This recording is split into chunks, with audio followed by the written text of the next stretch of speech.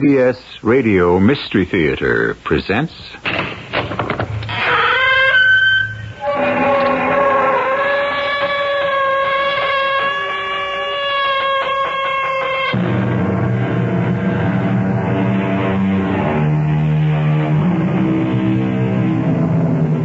Come in. Welcome. I'm E.G. Marshall. I don't know about you, but to me, there is no story with a deeper fascination and compelling attraction than one about a haunted house. No matter how often the bells are rung, there is an infinite variety in the changes. The possible musical combinations in a scale of 8 notes are not infinite, but they are wide enough and complex enough to provide more variety than most of us will encounter in a lifetime. We were on our way back to America, but some way down the road, the bridge is out. Ah, 'tis a most annoying bridge, it is. One day there, and then the other nowhere. There must be some way so my daughter and I can continue south. Now, there is a strange thing entirely. Do you know that that's the only bridge that exists anymore? You mean we're trapped in this old ruin of a house or castle or whatever it is? As to that, it's up to your honor and herself. Who are you and what are you? Now, that's something else for you to judge.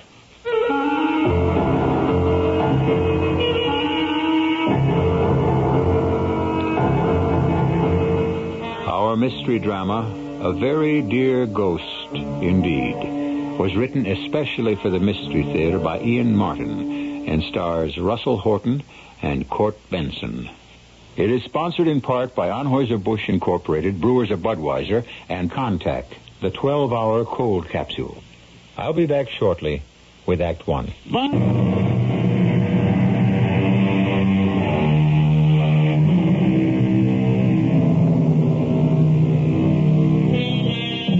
In the year 1898, the world was a remarkably stable place.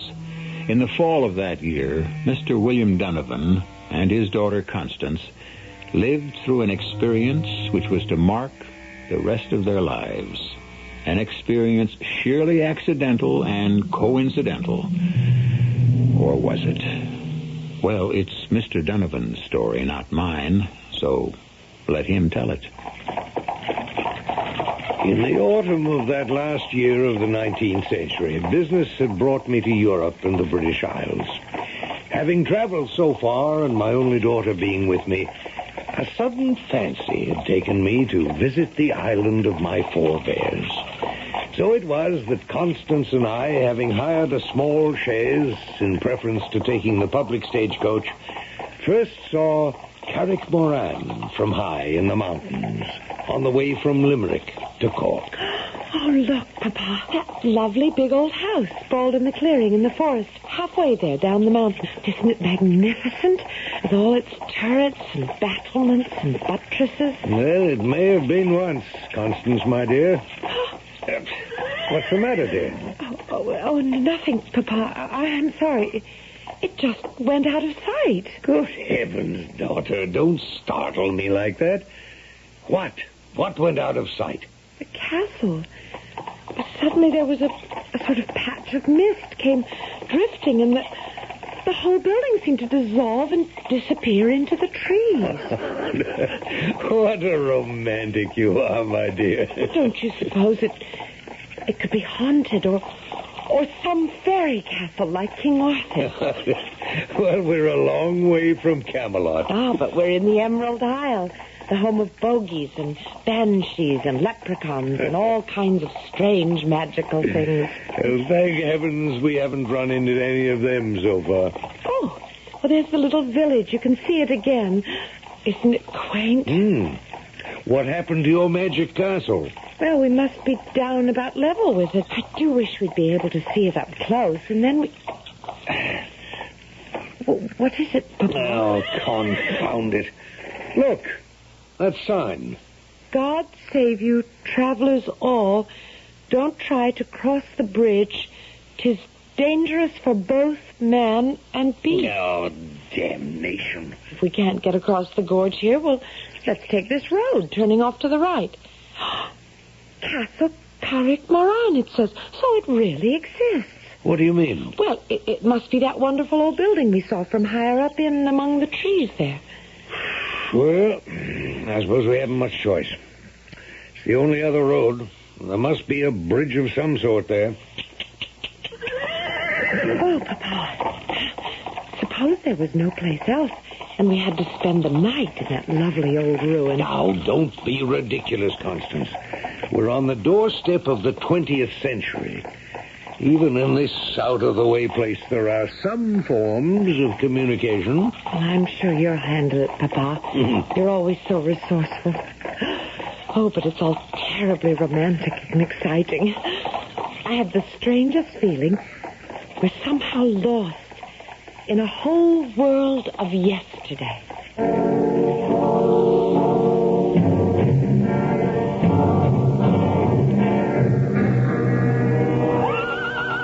What is it, Papa? I don't know. Silly horse doesn't want to go through the gates. Is it so far to the house, do you think? Well, it's hard to determine with all these trees shadowing us. I wouldn't mind a little walk. Oh, we haven't much choice. There isn't any other road. I'm sorry, my dear. I'll tether the horse to the hitching post and let's head for your castle and see if it can produce some magic for us.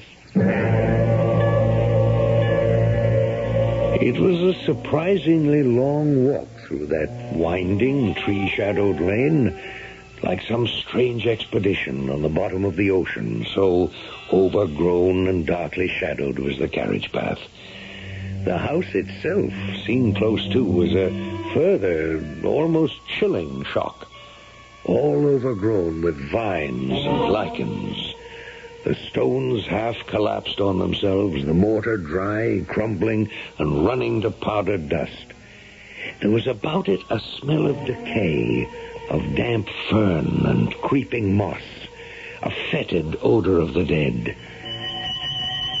The bell pull produced a cracked, rusted sound which brought no answer. We might have abandoned it all, except that suddenly, out of the darkening mountains, came a driving rainstorm with low, grumbling thunder in the not-so-far distance. There isn't much question it's a deserted ruin, Constance. But still, till this rain has passed, we're more or less sequestered here. Papa, couldn't we go in out of the rain? And I must admit this portico offers little protection from the weather. Let's see.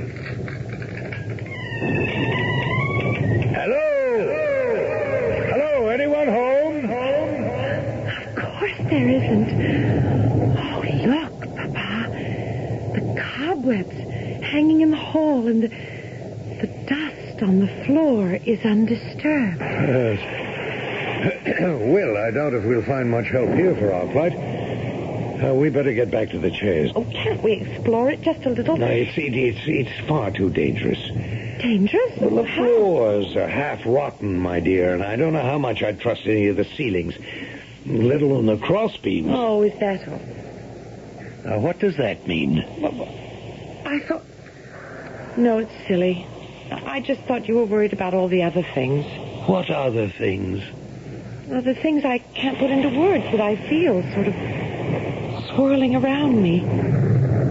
Voices from the past, calling, trying to reach me. Voices from the past? Why should they want to speak to you? I don't know. Ooh, it's a creepy sort of feeling. Somehow we're meant to be here. There's something about this place that we ought to know. What on earth is there here that we have business with or ought to know? Well, maybe now it's myself could answer that for you. At the strange, crackled young old voice, we both of us looked up in sudden shock.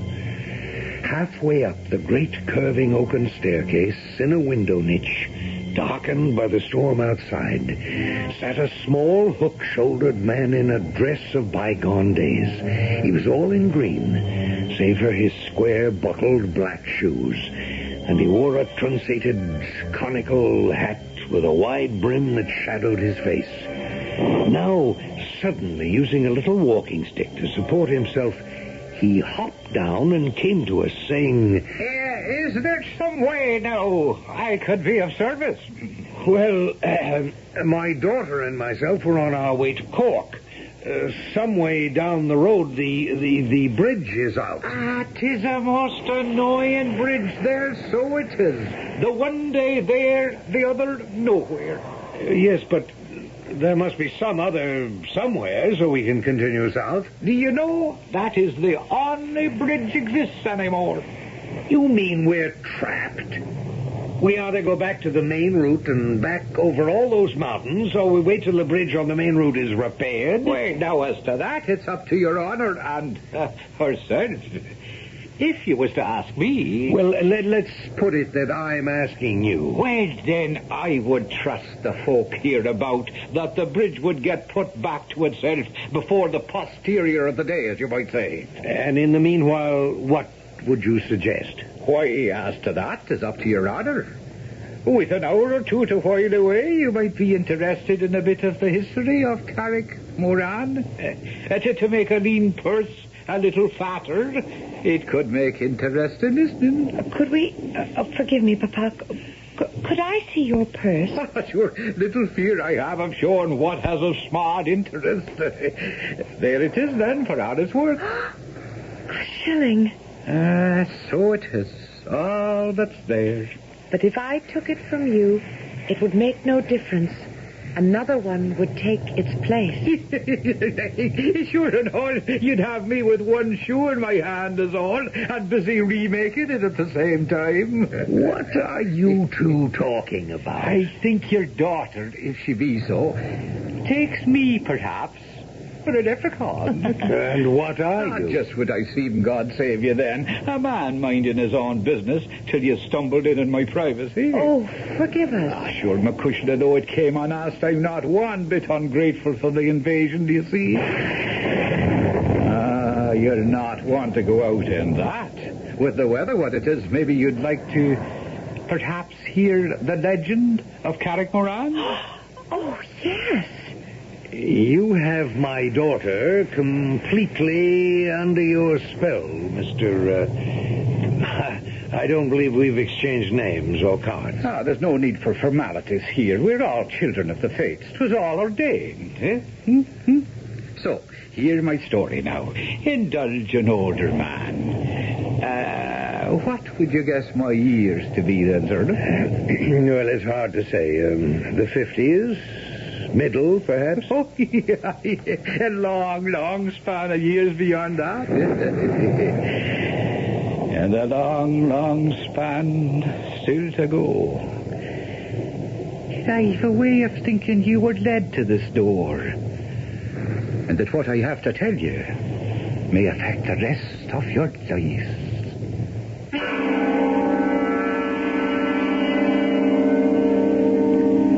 William Donovan does not entirely share his daughter's eager expectancy. He eyes his unexpected host with a much more puzzled eye. Who is he?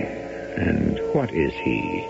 And some uneasy twinge deep within him even suggests to his practical mind that perhaps he has been wrong to deny the supernatural all his life. Maybe, at last, he has met up with it. I shall return shortly with Act 2.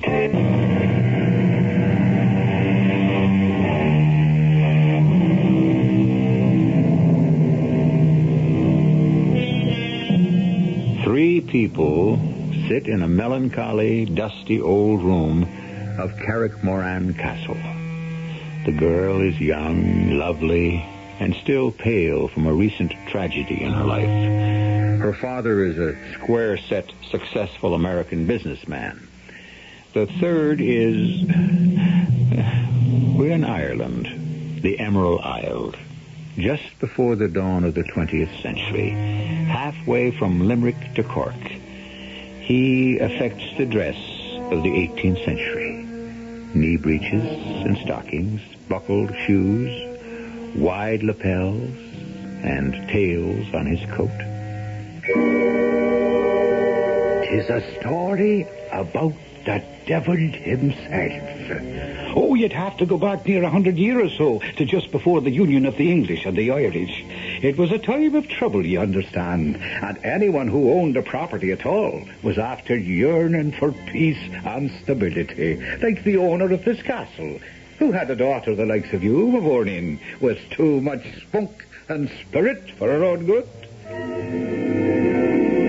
Damn the young rapscallion, I tell you, Marine, I'd put a bullet in him out of hand if he so much as shows himself near you again. But I love him, Father. How can you love a man who hasn't 2 pence to rub together? Oh, Jamie can't help it if he's poor. No more can I, so it seems. The more reason I'll not see you married to anyone who can't support you and keep a roof over your head. But I love him. And I love your mother, who dies in the will of God confined to her bed. I'll not see her put forth from Carrickmoran as long as she lives. And what has Ma to do with me? We're in a bad way, daughter. The potatoes failed us.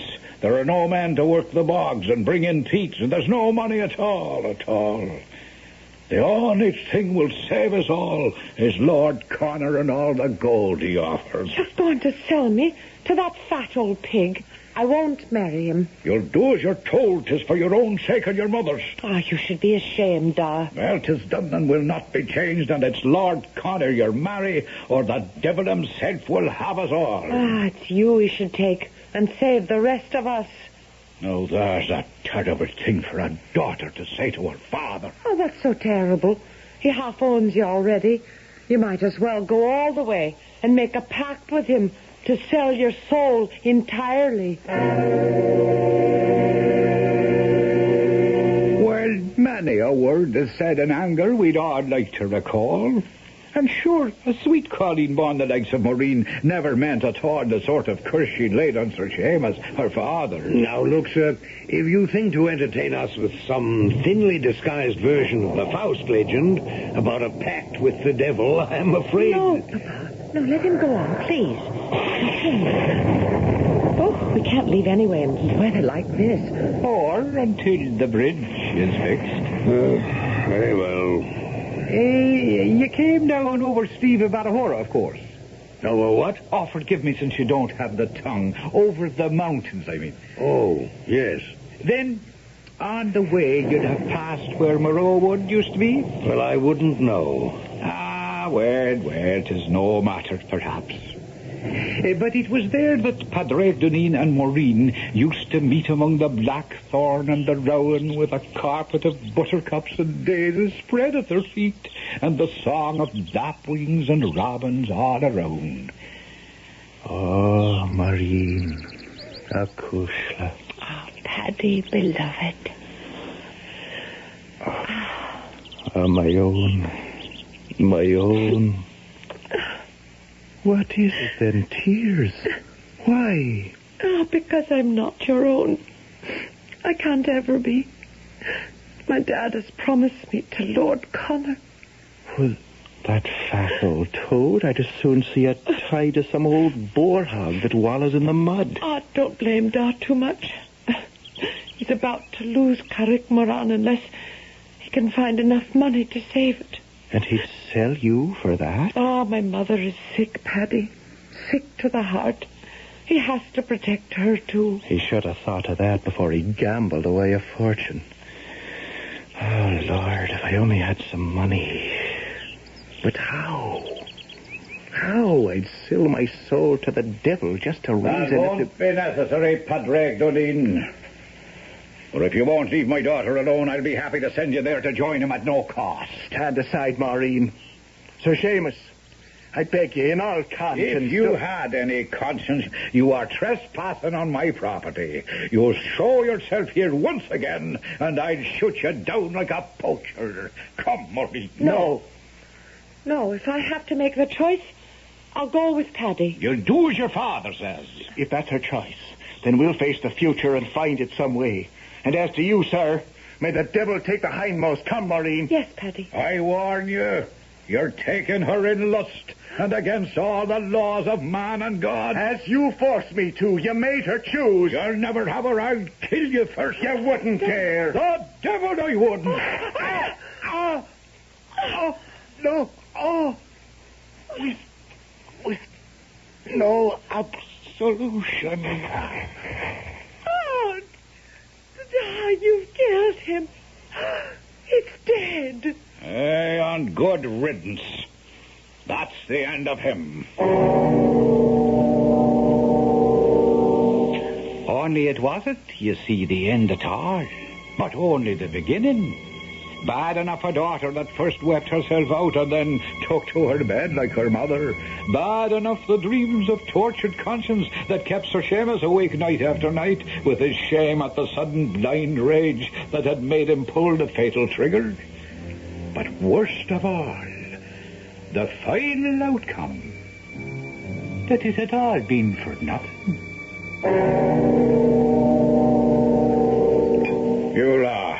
You'll have another round of port, Lord Connor. No, sir. My gout is nagging at me enough already. What I will have, Sir Seamus, tonight, for once, is some converse with your daughter. In a pox on all the backhams and fillings. I want her, sir, while I'm still capable. Well, now, you must understand that my daughter has been ill-disposed.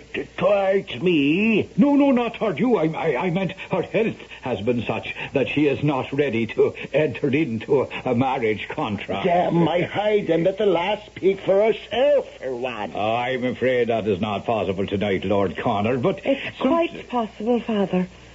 I'm here to speak for myself. Maureen, you look pale, girl. Please, Lord Connor.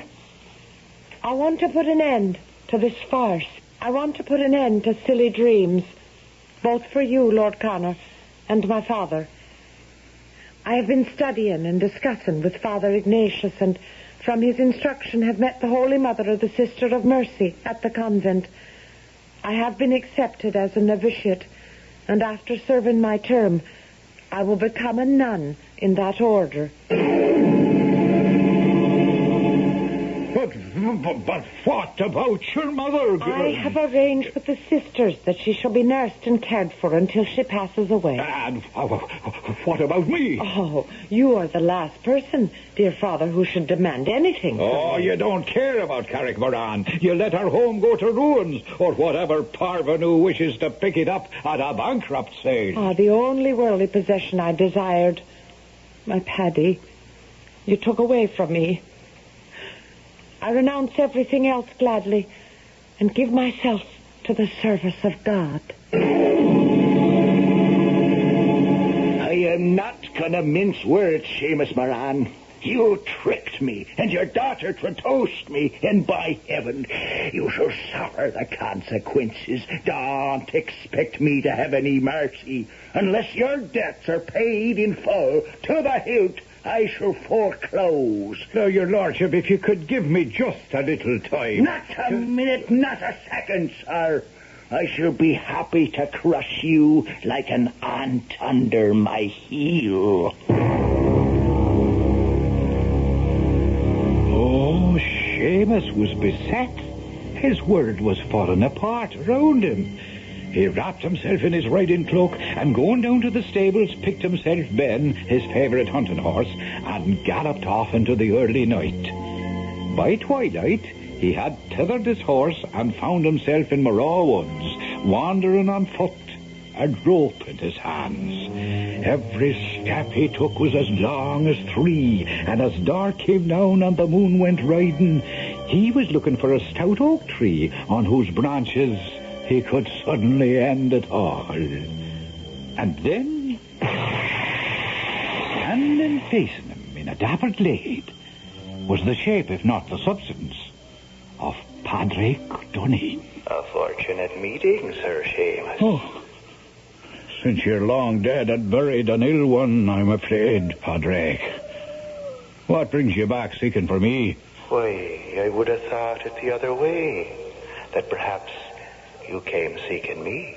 Since you can be nothing else but a spectre, sure, you must know that I was not looking for you. Are you so sure? As of anything in my life, which I was about to take. And consign your immortal soul to the devil forever?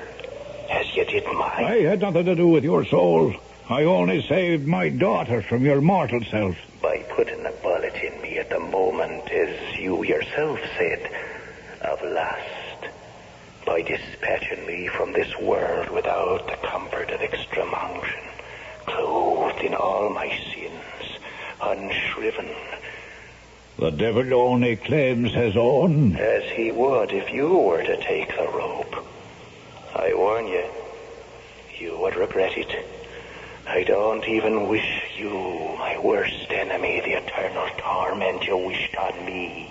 I had no wish to place such a punishment on you. I regret it, but what can I do? Now, there's an interesting point.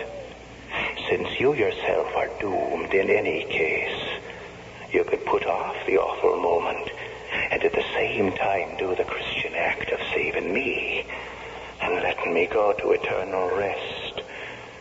It would be well worth your while. Oh, what do I care about you? You're only a shadow in my mind. A little more than that.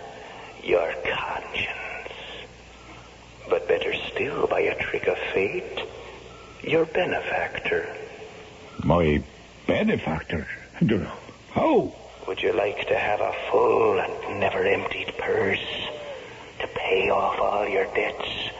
Save Carrick Moran for the future, perhaps persuade Maureen to leave the convent. I could offer you such a bargain. How? My soul for yours. A pact. I would find peace this moment, and you would not have to reap the whirlwind for as many years as you could manage to escape it. Seamus, what better chance have you ever been offered in your life? In the dusty old parlor room in the decaying castle, William Donovan and his daughter Constance are trapped in the enchanting spell of this ancient story, as I trust you will be also, long enough to wait till I return shortly with Act 3.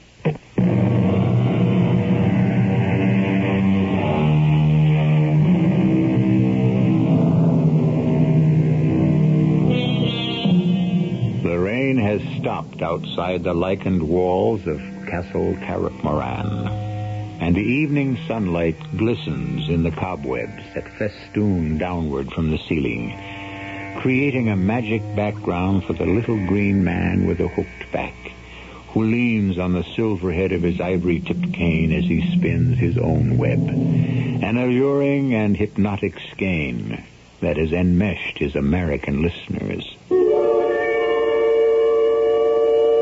Well, you're not going to suppose that Sir Seamus was about to accept a pig in a poke? Taken aback and awed for all he was at holding converse with a ghostie, a man he had shot himself in cold blood.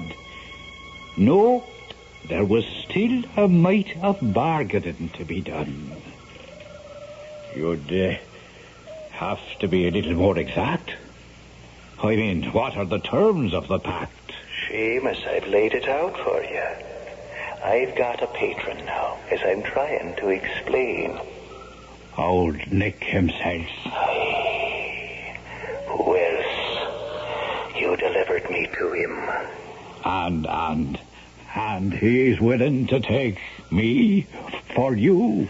When you're ready, a better chance than I had, sure. Oh, what does it mean when I'm ready? We'll make a compact fair and square. I'm authorized to act in my present master's behalf. You can make your own terms.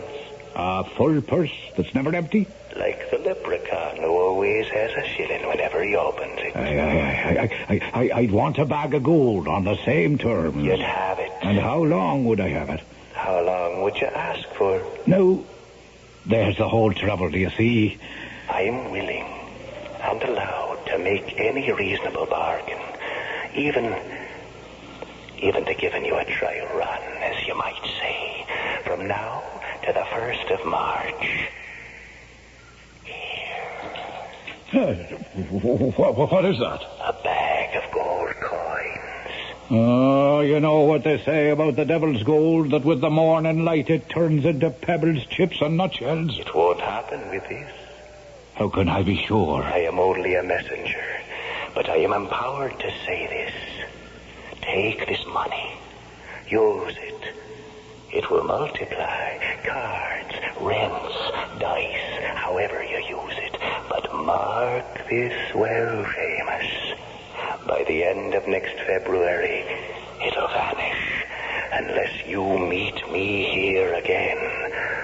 Or my master. I can say no more. No, wait, Paddy boy, wait. There are still things to be said. But he was gone in a puff of smoke and the sharp smell of glowing cinders and brimstone. Well, Sir Seamus went home to sad news that his wife had passed away. Oh, he would have been hard put to it to manage the funeral, except that his daughter arranged it all through the convent. And never a word he dared to say to her about Padraig and the devil's gold. But once his wife was laid to rest, he went back to his dicing and gaming and carousing. And then, all of a sudden, the last day of February was upon him, and his overseer came to in great distress. I've just ridden over the whole estate, and forgive me for saying it, but it's a disaster. What disaster? Speak up, man, speak up. There's a pestilence on the pigs and cattle. No rain has made the earth dry up, and not a rent can I collect. There's little to hold you through the rest of the winter. Oh, is that all? Have no worries. Attend me a minute. I'll give you golden guineas to satisfy our debts. And just as soon as I open the bag, watch out for the gold now. Gold, sir. These are nothing but pebbles. Pebbles? What? It's the 28th. Today's the last day of February. It is right. The morrow will be the first day of March, Your Honor. The start of a new month. Oh, the start of a new life. Or the end of an old one. Saddle up Ben for me, Moriarty. I'm going right now. The tax collector will be back at sundown. Will Your Honor be there to talk to him? The last guinea's gone. Carrick Moran would follow it. Unless I turn up some fresh. But when will you be back? The question is not when, but if. And you'll know that within the next 2 hours. Sir Seamus, are you sure you should ride to Morrow Woods this day? Why, what do you know of where and why I'm going? Oh, not a thing. 'Tis only a foot to cross my grave, lad. Whoa, wait a minute. Who's that coming up the parkway there? Sweet Mary, bless us. It looks like the little mistress herself, with a nun driving the shay. Maureen, come from the convent? Today of all days? Hold Ben here while I talk to her alone. What? Maureen Nakushla, what brings you here? Hello, Da. Sister Aloysia had to go marketing, and the Mother Superior gave me permission to visit a little with you on the way back. Oh, well, there, now, it's good to see you. Da. Oh, you look pale, though. Da, I had a vision last night when I was telling my beads. An angel that spoke to me and said you were in trouble. But when I asked if I could help, the vision only shook her head and said that it was a devil's choice at best, and perhaps it was the only chance for remission of your sins. And so what did you think you could do about it? Only to offer my prayers and my help and my love. If you'd offered them sooner and kept your love directed where it belonged, your father might not find himself with 1 foot buried in the wrong grave. Now, just remember, what I do is in part for your sins, as well as for mine.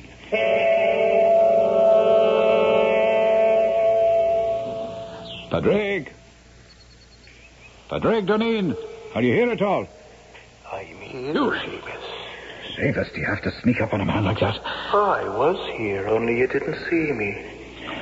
Padraig, I'm having second thoughts. Oh, now I wouldn't do that. There'd be the devil to pay for both of us then. Seamus, you have nothing to lose, for he'll get you in the end. But I have everything to gain, for I never should have been his slave in the name of your daughter. Take advantage of a pact you couldn't hope for otherwise. What terms? What terms? There's a bargain dates for 7 years, until March the 1st of that year, that you shall have all the pleasures and the glory of the world, and unlimited money to enjoy them. And when the lease is out? That is between you and the principal I represent. What do Mary protect me? I'm out of hell.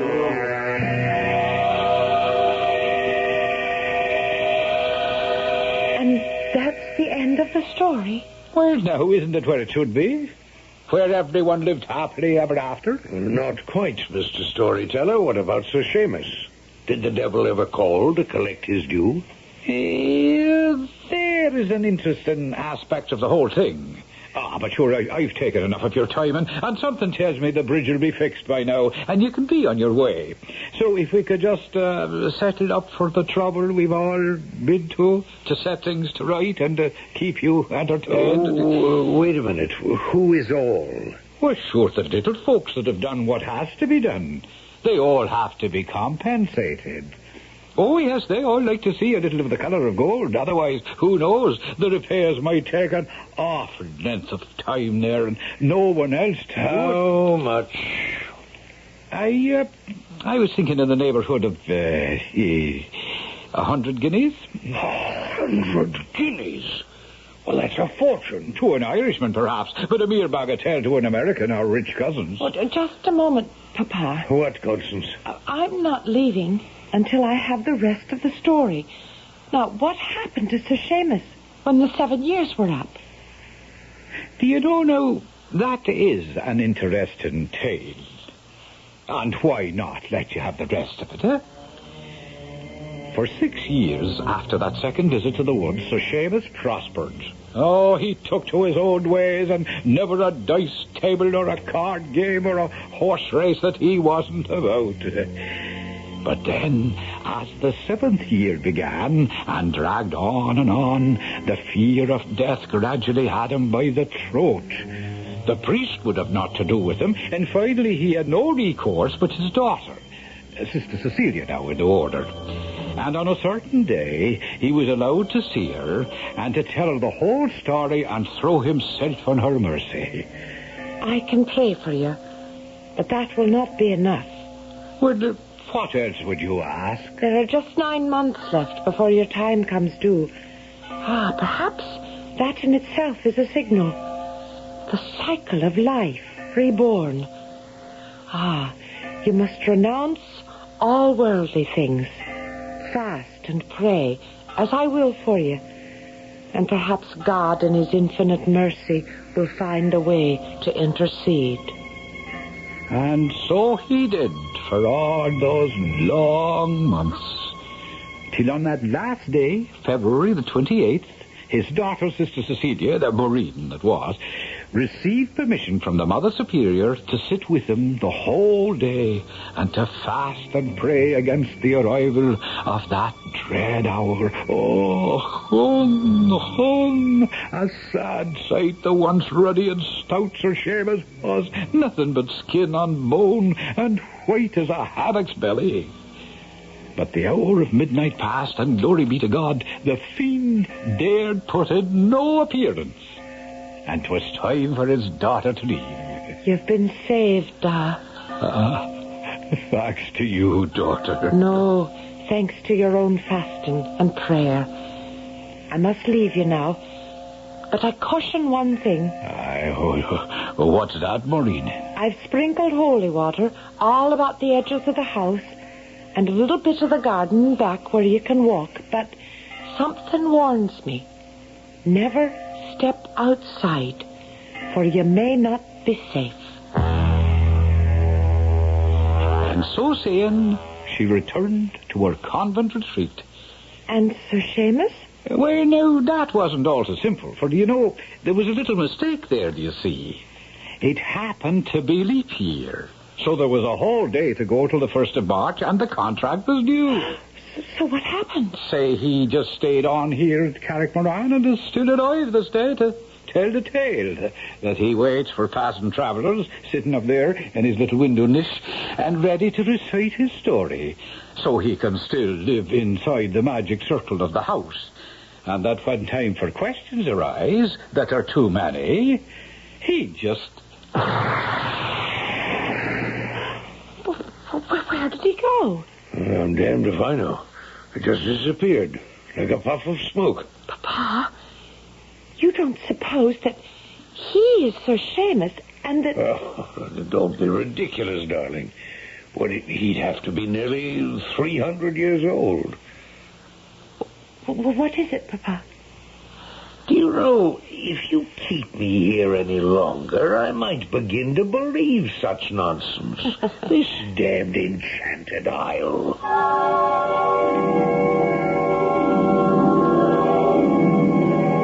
So, that's the story, landlord. What do you make of it? No more nor less than I do every time I hear it. What do you mean, every time you hear it? Bless you, Miss Donovan, you'll not be the first that's come over the sleeve of Alahora and found that bridge closed. You mean that little man, whoever he was, is just a common bandit, extorting money from unwary travelers? Well, now, as to that, I wouldn't know how to answer. I've never seen him myself, nor anyone I know still living in these parts. You mean he doesn't exist? But I didn't say that. Well, it cost me 100 guineas. 'Tis better than losing your immortal soul. Well, you'll excuse me. I think I'm wanted in the kitchen. Constance, I think we've been had. Oh, Papa. Oh, we can afford it. And whether or not we spent an afternoon with the dead, it's something we'll both have to talk about for the rest of our lives.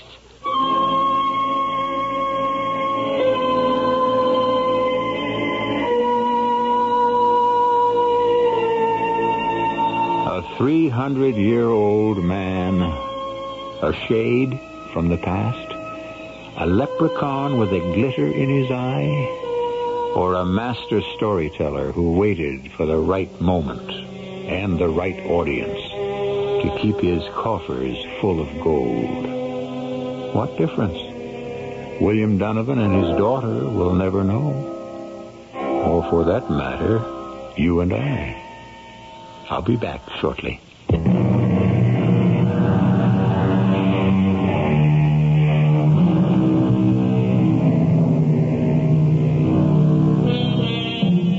It's interesting that the title most think best suits Eire, or Erin, or Ireland, is the Emerald Isle.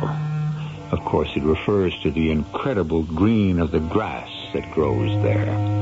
But the cognomen was first applied in a poem written by a Dr. Drennan in the 18th century. It seems fitting to close today's tale with a quote from it. Nor one feeling of vengeance presume to defile the cause or the men of the Emerald Isle. Our cast included Russell Horton, Patricia Elliott, Cork Benson, Ian Martin, and Earl Hammond. The entire production was under the direction of Hyman Brown. Radio Mystery Theater was sponsored in part by Buick Motor Division. This is E.G. Marshall. You've been listening to the OTR Gold Network. Find more classic radio at otrgold.com.